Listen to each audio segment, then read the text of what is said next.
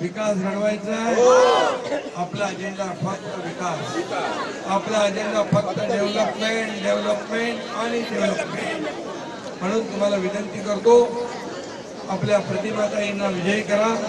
आणि मग प्रतिभाताई पण आहे, मोरेताई पण आहे, मनीष पण आहे, सगळी टीम। आमदार पण आहे ना सर?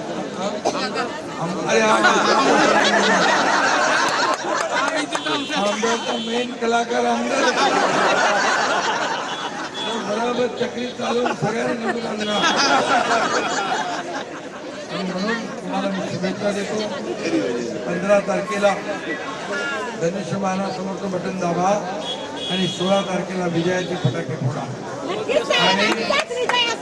आणि मी जे बोललोय ते सगळं करणार, कारण ही सगळी कामं एक तर नगर विकास विभागात येतात, नाहीतर गृहनिर्माण विभागामध्ये। हे दोन्ही विभाग, दोन्ही मंत्रालय माझ्याकडे आहे, त्यामुळे चिंता करण्याचं कारण नाही। पुन्हा एकदा शुभेच्छा। जय हिंद, जय महाराष्ट्र, जय भीम।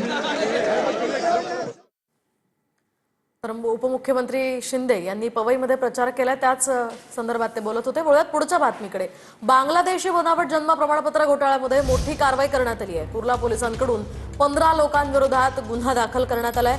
नावात बदल करण्याच्या बहाण्यानं खोटं जन्म प्रमाणपत्र बनवलं गेलं होतं।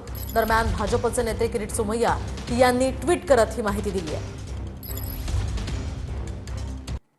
पंढरपुरातनं बातमी आहे। पंढरपुरातील विठ्ठल मंदिरामध्ये 2 दिवस व्हीआयपी दर्शन बंद असेल। दरम्यान मकर संक्रांतीच्या पार्श्वभूमीवर मंदिर समितीनं हा निर्णय घेतलाय। मकर संक्रांतीच्या दिवशी वानवसा करण्यासाठी महिलांची गर्दी होते आणि ती गर्दी लक्षात घेता हा निर्णय घेण्यात आलाय।